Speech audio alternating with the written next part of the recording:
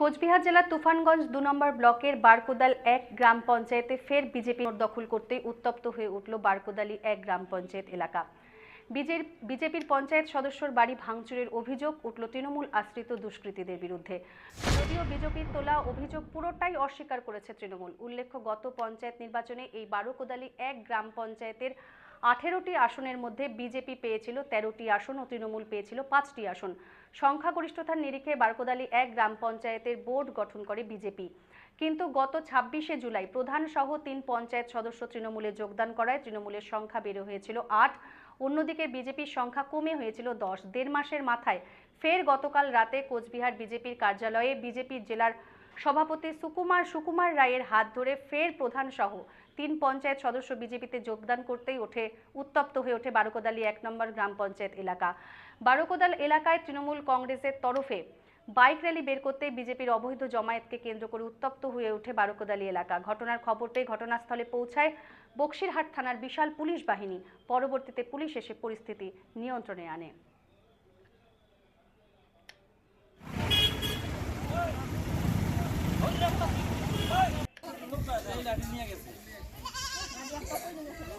দেখার ভিতরে দেখলাম ওই যে অতর্কিতে কোন দুষ্কৃতী আসলো, এসে ওদের ডাকলো, ডাকাতে সাড়া না পাওয়ার পরে ওই যে ঘর বাড়ি ভাঙচুর করিয়ে চলে গেল। কার বাড়ি ভাঙচুর করলো? ওই যে পঞ্চায়েতের বাড়ি। ওনারা কোথায় ছিলেন? ওনারা একজন ঘরেই ছিল আর একজন এই বাড়িতে ছিল। তারপরে তো ওই যে দেখা না পাইলো, তারপরে এইরকম অত্যাচার করিয়ে চলে গেল। আপনারা আজকে বিগত পঞ্চায়েত ইলেকশনে আমাদের বারকোদালি এলাকার সকল জনসাধারণ আমাদেরকে দুয়ার তুলে আশীর্বাদ করেছে। তার ন্যায় আমরা আমাদের বারকোদালি ১ নং অঞ্চলে সংখ্যাগরিষ্ঠতা পেয়েছি। সেই সংখ্যাগরিষ্ঠতা পেয়ে আমাদের অঞ্চল আমরা সুস্থভাবে এবং জনকল্যাণমূলক কাজের সঙ্গে আমরা সবসময় জনগণের পাশে থাকি এবং আমরা কাজকর্ম সব চালাচ্ছি। এর মধ্যে এই যে দুর্নীতিগ্রস্ত তৃণমূল, তারা আমাদের প্রধান সাহেবকে অপহরণ করে নিয়ে যায়। অপহরণ করে নিয়ে গিয়ে নানান ধরনের হুমকি দেয়। এর সঙ্গে পুলিশ প্রশাসনও জড়িত ছিল এবং তারা পুনরায় আবার আমাদের ভারতীয় জনতা পার্টিতে যোগদান করে গেল কালকে। সেই কারণে আমাদের পঞ্চায়েত বাড়িতে তৃণমূলের গুন্ডা বাহিনীরা গিয়ে ভাঙচুর চালাচ্ছে। কালকে রাতেও ভাঙচুর চালিয়েছিল, আজকে সকালেও আবার ভাঙচুর চালিয়েছে।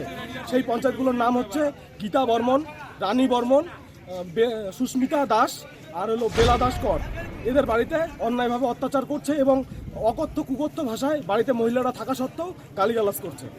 পুলিশের এটা ভুয়া খবর। ওদের নিজেদের মধ্যে গোষ্ঠীকন্দল, নিজেদের মধ্যে ভাগাভাগি নিয়ে গোষ্ঠীকন্দলের মধ্যে দিয়ে ও এক দল আর এক দলের উপরে এইরকম সংগ্রাম চালাচ্ছে।